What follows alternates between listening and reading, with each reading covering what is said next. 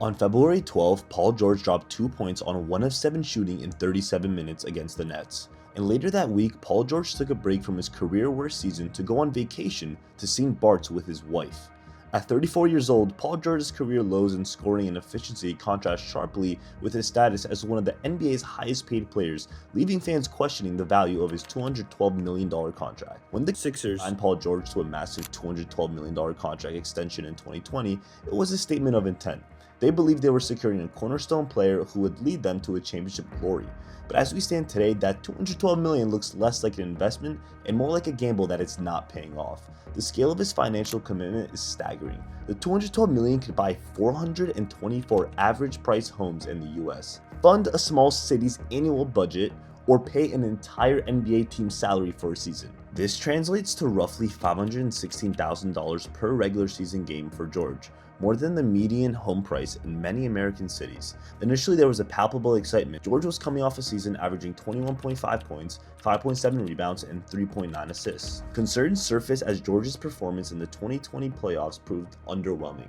He struggled against the Dallas Mavericks, shooting just 35.8% from the field. In a crucial Game 7 against the Denver Nuggets, George scored only 10 points on 4 of 16 shooting as the Clippers blew a 3-1 series lead. Despite these red flags, the Clippers pushed forward with the max contract extension. Why? I don't know. Comparing George's contract to other NBA stars' performances paints a sobering picture. In the 2021-2022 season, players like Giannis Antetokounmpo and Stephen Curry, earning similar or less, consistently outperformed George in key statistical categories. The opportunity cost: with $212 million, they could have pursued multiple high-impact players, invested in player development, or improved their training facilities. Instead, they've tied up a large portion of their salary cap in a player who hasn't consistently performed at the superstar level. Fan reactions have shifted from initial excitement to growing frustration. Social media is filled with questions about wisdom of committing so much money to a player who seems to be in a decline. George's performance since signing the extension tells a concerning story. In the 2022-23 season, he played only 56 games due to an injury, averaging 23.8 points, 6.1 rebounds, and 5.1 assists per game. While solid, these numbers fall short of expectations for one of the league's highest paid players. Since his max extension, the team has failed to progress past the Western Conference Finals. In fact, they've been eliminated in the first round or play-in tournaments in 2 of the last 3 seasons, raising serious concerns on the return on their massive investment. Paul George's fall from the NBA superstar to potential bench player is a reminder of how quickly things can change in professional sports. George's personal decline is even more concerning. How did a longtime all-star become a weak spot for both offense and defense? Back in 2018 to 2019 season, George was at his best. He was an elite two-way player, shutting down opponents on defense and scoring with ease. Teams had to plan around him, and he could shift the momentum of the game. But now his performance has dropped significantly. Defensively, the numbers tell the story. In the 2018-19 season, he had a defensive rating of 106, ranking among the NBA's best. Since then, the number has gotten worse and worse, raising doubts about his impact on that end of the floor. His scoring has also declined. Once a dependable 20-plus points player per game, his efficiency has taken a hit, making his huge Clippers contract seem more of a burden. Injuries have been a big role in his struggles. A severe leg injury in 2014 was a major setback, and he's dealt with more problems in recent years. This season, a pinky injury kept him out for a long stretch. These setbacks have changed how he plays, and his role on the team has shrunk. Reporters say he's coming off the bench with fewer minutes than in his prime. While age is a factor at 34 years old, it doesn't fully explain the steep drop-off in George's performance. Off-court distractions have compounded his struggles. His focus on podcasting activities has come under scrutiny, with a growing sentiment that it's coming to the expense of his on-court performance. The combination of physical setbacks and extracurricular pursuits appears to have accelerated his decline.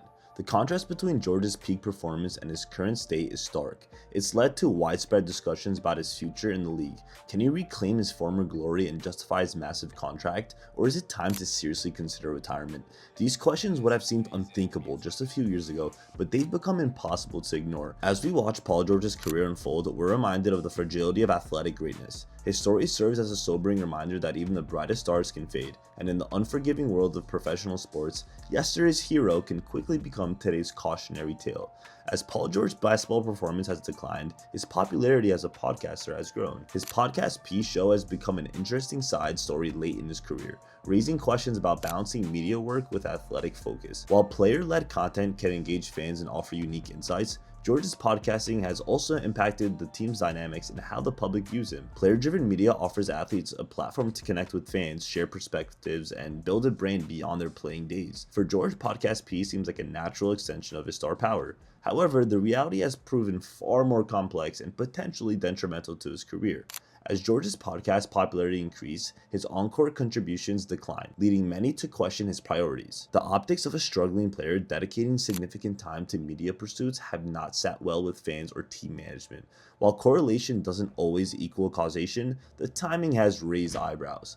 Paul George's podcast, Podcast P, has stirred up controversy, making his reputation as a player who struggles under pressure even worse. His comments often seem poorly timed, adding to the criticism of the game.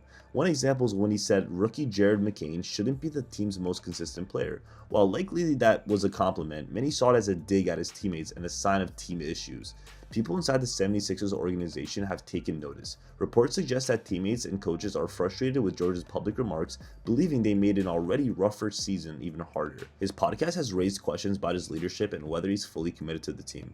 By openly sharing his thoughts, sometimes in ways that cause tension, George has added to the team's struggles instead of helping smooth things over. This is especially concerning for a veteran who should be steadying presence. When comparing his media presence to his performance on the court, the difference is clear. Podcast P gets a lot of attention online, but much of it is negative. Fans have grown frustrated feeling that George cares more about his podcast than basketball, further fueling concerns about where his career is headed.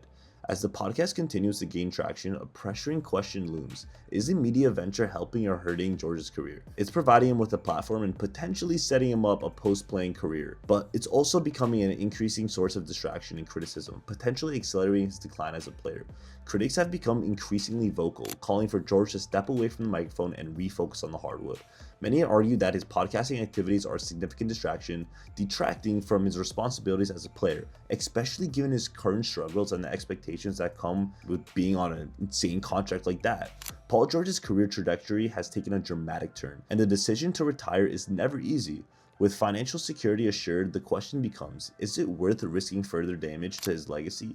NBA legends like Jordan, Bryant, O'Neal, and Johnson have shown that success off the court can be just as fulfilling and lucrative. George could still step away before his decline becomes irreversible. The post-retirement landscape offers numerous opportunities. As his performance wavers, the pressure to make the call intensifies. In today's NBA, where players' legacies face intense scrutiny, George's next move could define how he's remembered. Will he choose to protect his legacy or risk further decline? The cost of underperformance looms large and accountability waits. If you enjoyed this video, comment below, like and subscribe, and I'll see you in the next one. He's class personified, one of the best people you'll ever meet in professional sports, but he looks really, really bad. That is bad news for the Embiids of the world, for the Paul George of the world, and others. Mark my words.